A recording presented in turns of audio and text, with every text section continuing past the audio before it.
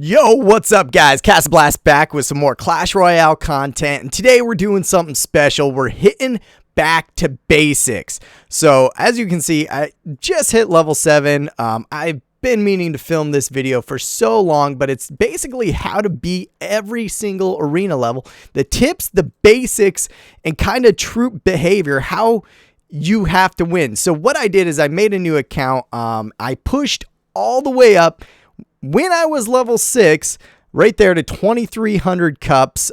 Recently I've fallen. I haven't been playing this much, but the thing of it is I'm using troops all from training camp and arena 1. So the only arena 1 ones I threw in was basically the Valk and the 2 Gobs, and I want to do this only using training camp troops. And some basic troops. Yeah, could I use epics? That Skelly army is a beast. Yes, I could use epics. Probably should use Fireball, but if I'm limited to this troops, which I want to show you, you can push all the way up. I pushed 2,300 cups as a level 6. I'm beating level 9s and 10s, but you gotta know the basics, guys. So I chose those 8 cards. They are the only 8 cards I've used on this account, and I went from the start all the way 2,300 as a level 6 with these troops. So let's check out some replays, go over some basics. I'll tell you what I'm talking about. So unfortunately, guys, I had a ton of replays like down here of just like crushing high level players with a lot of legendaries and a lot of max decks, you know, using stuff that I'm not using, but constant updates. All these things kept getting deleted. So we're going to have to go off my recent replays. But basically, guys, you can counter any deck. Now, am I saying, guys, you should only use Arena 1 troops and push all the way up to Legends? No, there's things called meta. There's better cards. But when you know the basics, you can take a better card and excel. So learning on these simple beginning cards, learning the basics is going to help you win at every level. You don't have to stick with these cards. I'm doing it for a point. You want to let your elixir build in the beginning, guys. You want to maybe see if they're going to do something crazy. This guy lays out some level 7 E-barbs in the back, and that's going to hurt. I was already laying down my muskie there, so what I'm doing here is the distraction method. When they lay down a bunch of troops, especially E-barbs, as soon as they cross the bridge, guys, you need to start pulling them away from their target because they're going to run there and start dominating. So I laid down a 2-cost troop, my Stabby Gobs. And then further behind it, I'm laying down a 2-cost troop. Now that's 6 costs for his E-barbs, another 5 for there. He already spent 11. I've spent 2. It pulled him all the way there. My bomber and my long-range unit are going to kill him, right? So 2. That's 4, 7. I've laid down almost 11 as well. But I'm going to kill his entire squad, and I'm going to be left with troops to push with. So stopping there, spam push very effectively, very high level. He's got level 8. He fireballs. All right, not a problem. Once he fireballs, I know, guys, he is out of elixir. That was it for him. So I made a rash decision and just jam my giant down right there to protect my muskie and get some hits on the tower. What I wasn't thinking about was his Skelly army. I did have those arrows in the bank, which helped me out. Bam, Skelly's gone. My giant's going to get a bunch of push. So another meta right now. He threw the Gob barrel. I already used my arrows, so I countered it with a 2-cost troop. The Gob barrel cost him 3. I countered it with the 2-cost troop. What you see here is probably not the right thing to do late in the night, and I was getting rammed by level 9s, level 10s constantly. Everyone just, I don't know what it is with lower levels, guys, just clouding up with garbage BMs. So you can play smarter, guys. You can play smarter. You don't have to taunt people. Don't listen to Cass right now. You don't have to taunt. But right there, so he lays down his barbs at the bridge. I'm going to pull them into the middle of the field, right? His barbs are gone. Here comes his E-barbs down the gut. So what do? Stabby gobs in the middle. It gets them away. Long distance shooter from afar. It kills them. There's his stabby gobs. I wasn't quick enough on my bomber, but I already got my giant pushing.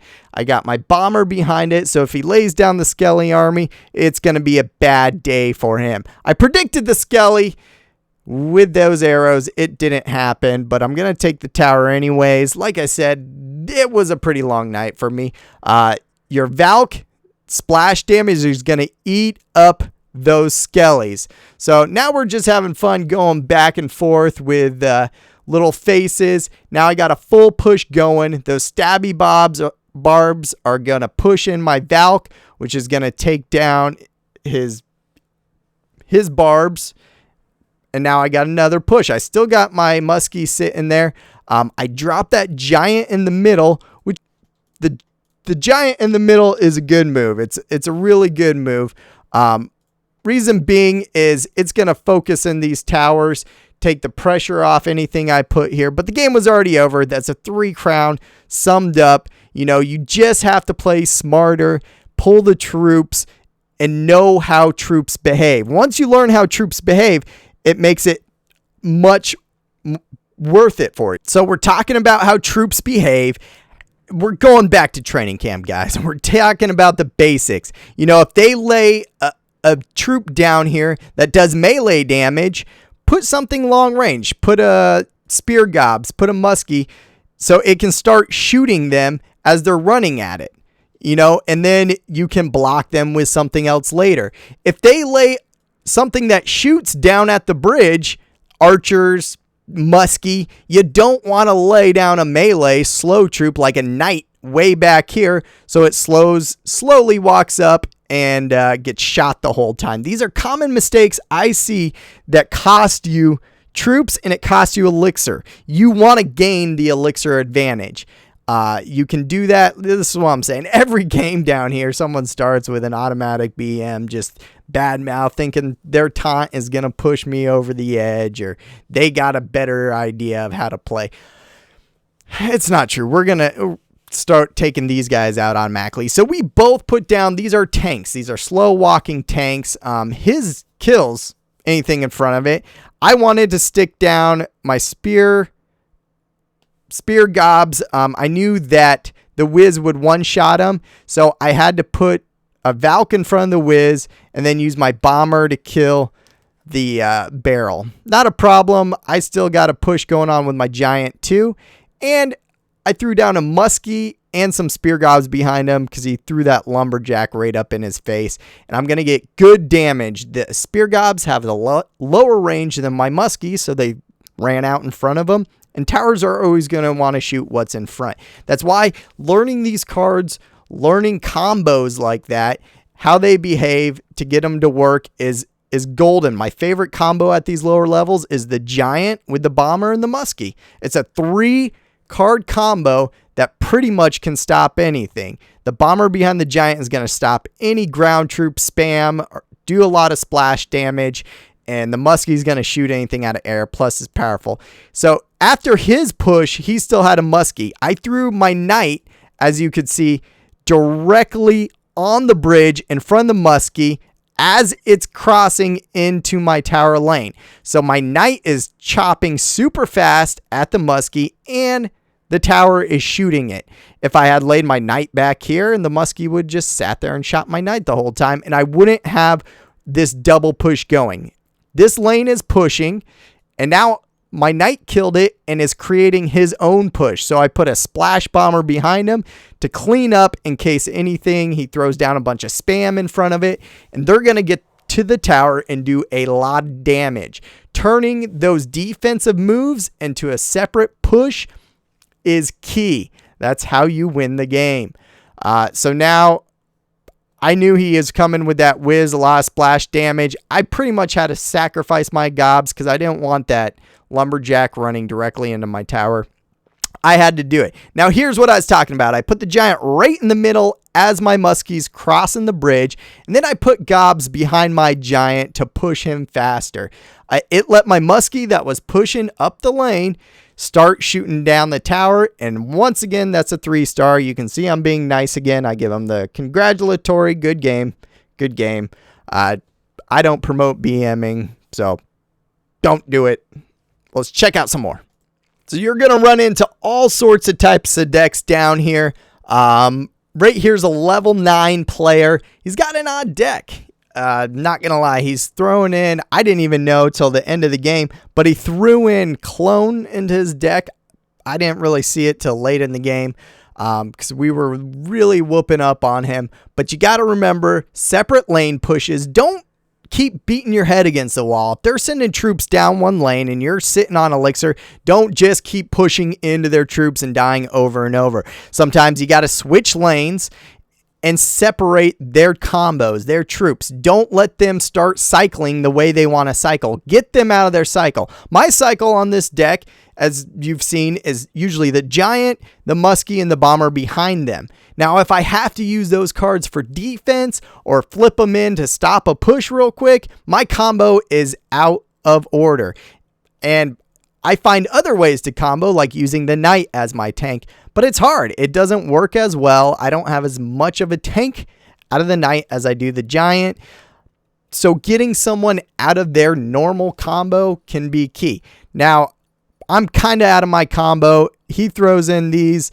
So I start pulling them away with my gobs, and I pull them all the way to this other side, which is awesome because now I can use my bomber to clean them up and follow my giant and then throw my muskie back down. I am exactly back into the combo I want to play. I'm back into my cycle. So as you can see, the bomber and the muskie clean up perfectly, and I'm going to get a bunch of hits on that tower. So even though he rushed me as a level 9 with, what was those, level 8 or level 9 E-barbs, I took him down with 2 troops. Cost him 6 to throw him down. It cost me 4 to distract and destroy, and I continued my push on that opposite lane. That's what you want to do. So there's my knight. He met the giant skelly, and I know that giant skelly is going to come at my giant. So what am I going to do? I'm going to distract him to the side again. So he starts rocking to the side. I throw my stabby gobs to start cleaning him up. My muskie. Now I placed my muskie 1 square off to the left of where I wanted it. Not a problem. I know he's going to start spamming my giant on one lane. So I throw my bomber there. And what do I get to do? I throw another giant on the left lane, and I just turned a 1-lane push again into a 2-lane push that he's going to have to defend. Now, he defended it with E-barbs very well because they're very high level and they kill really quick. But I defended the E-barbs again, only losing 4 elixir, using a distance card, and setting up my preferred push once again. Now, right now, he's pretty much given up. I've stopped every single push he's thrown at me, so I'm just rushing the tower, collecting some crowns, and that's what I do. I hope this makes sense, guys. I hope distraction, destroying, lane pushing, staying in your preferred combos, and getting them out of their cycles is key. Now, did he probably want to shove the giant skelly and then the E-barbs up a lane? I assume so. I'm not too sure what his combo was, but it was not effective. I can tell you that. It was not effective. So you can use Arena 1 troops, understanding troop combos, how to pull troops out of their desired lane, and then creating counter pushes, guys. These are the basics that I see people have trouble with. But these are the basics, and you can do it with Arena 1 troops. Back to training camp. Go back to what needs to be learned, and then push all the way up to Legends, guys. My main account, I finished in the top 200 global or local as my first week in level 12. And to get there, I'm not the best player in the world, but to get there, you have to understand the basics and be able to do them. Double lane pushing is awesome if you can do it. I like to try to do it. Sometimes it doesn't always work. So lastly, guys, what happens when you face the most meta of all meta decks with furnaces and hogs and everything, E-barbs, Skarmy? You know, what I'm saying is my deck is not the best cards right now. Very few of them are the best cards. Giant just got nerfed. I mean, Gobs, they're probably not the top right now. But this guy is using every top level card. And we're going to tie. We're going to tie. I shouldn't have given him a tower, but I knew I was screwed right here. So he puts down a princess, and I figured I could arrow her, right? Oh my gosh, my arrows are so weak, they won't even kill a level 1 princess. I knew I was screwed right there. I needed my arrows for those minis. All I could do is kind of pull a couple to the side. My cards are just so low and not strong. I'm not using the best deck in the world. That I knew I was doomed, but I got some damage done on his tower. He's got a hog, he's got E-barbs, he's got the furnace, he's got the skarmy, has the zap bait base, and I don't even have zap, and my arrows can't even kill his troops, so I knew I was screwed. I probably could have won though if I had just simply not arrowed his princess. I needed to know what my cards could do. So right now he's pushing with his E-barbs. I'm going to create some splash damage. I threw my stabby or spear gobs in front of the E-barbs to save my bomber because I needed to get that zap or that splash damage in. Now he's got the skarmy going.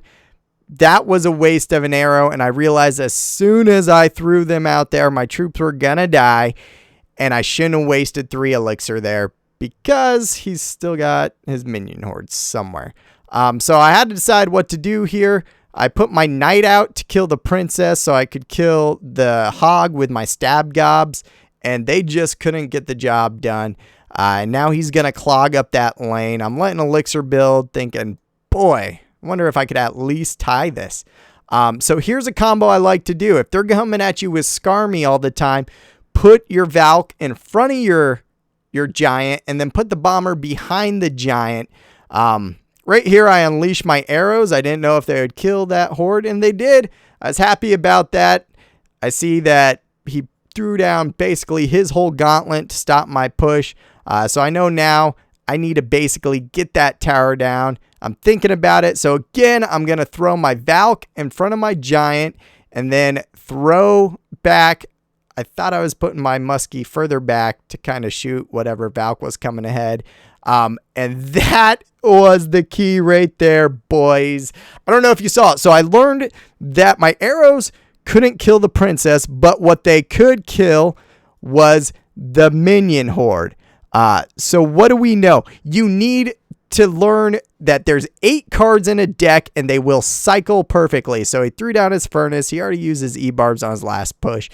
He threw down his Valk. He threw down his princess. So the next card that he could possibly use to defend, because he could not defend with a hog, is he's gonna throw down skarmy or minion horde. He has to. Skarmy was his last used card. He might throw down minion horde because I think I still had my Valk at the time. So I unleashed my arrows, perfectly killed his minion horde as soon as my giant got there. And that would be the game. We go into sudden death. We're going to try a bunch of pushes back and forth. Spoiler alert, it's not going to work. I try to get my giant up. He hits me with skarmy and he hits me with E-barbs. I get a couple shots off. Here come his hog. So I'm going to kill it with stab gobs and knight and try to push again.